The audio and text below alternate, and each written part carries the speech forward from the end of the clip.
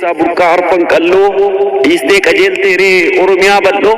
nagaatti aliikoo deemteeree jedhikaa akkamiin obsitee teessaree muuziqaa utuu bitaaf mirgaan alagaan gungumtuu bu'aan aartii har'aa kan keeti hundumtuu bara afaan Oromoon qixxee afaan kaanii miidiyaatti ba'uun itti ta'e qaanii jarri afaan keenya balleessuu fedhanii baratti raadiyoo cabsanuun jedhanii sagalee kiilolee walaloon dabaaltee muuziqaa dubbattee jara afaan sakaaltee.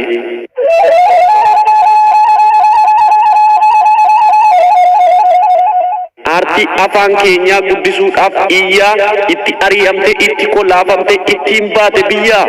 ittiin dararamte argite gidiraa galatoomi malee maal jenna kan biraa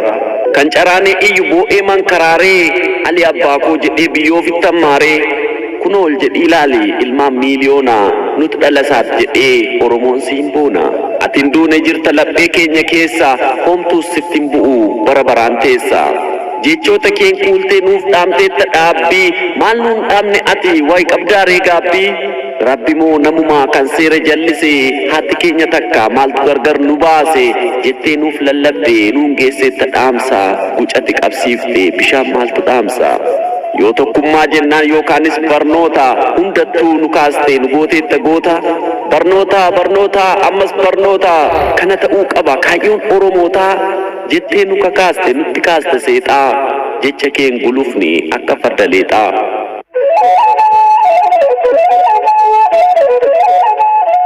Ali Abbaa aartii Ali Abbaa muuziqaa goota koo adeeroo nagaatti jedhikaa utubaa aartiidhaa hundee afaan Oromoo ulfaataa koo Ali yaa gameessa qomoo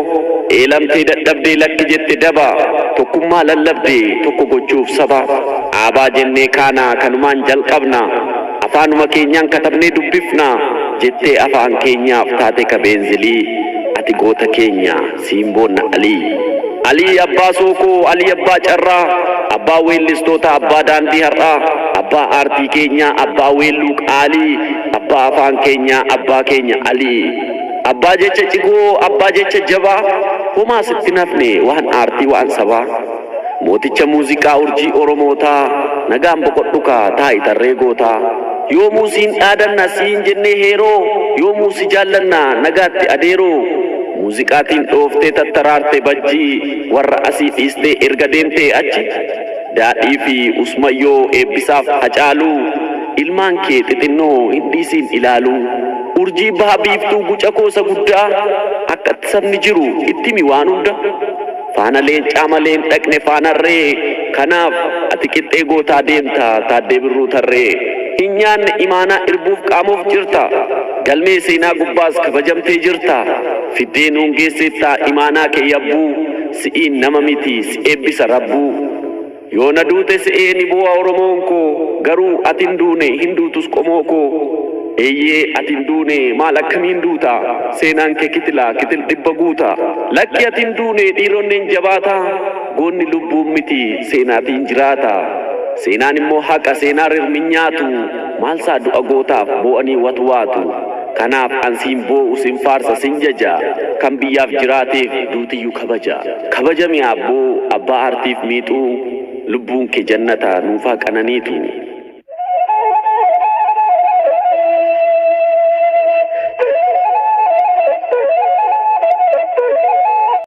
Tole maal jennagaa kan kee kana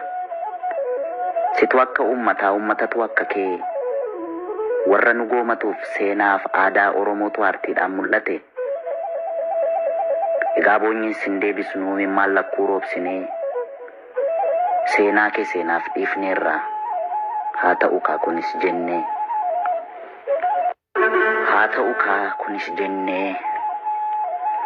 silas waaqa komatuuree waan inni jedhe diduuree hin ammaate kan si anaa kaanoo tole maal jennagaa kan kee kana situ akka ummatatu akka kee warra nu goomatuuf seenaaf aadaa Oromootu aartiidhaan mul'ate egaa boonyiin sin deebisu nuumi maal lakkuu roobsinee seenaa kee seenaaf dhiifneerra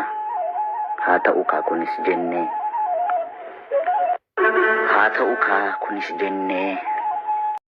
deebii dhimmaan keenya maaliif Kale awwalif garaan nu laalata ijjiini mani onneen nu hollata maasii kadhanne deebiin dhimmaan keenya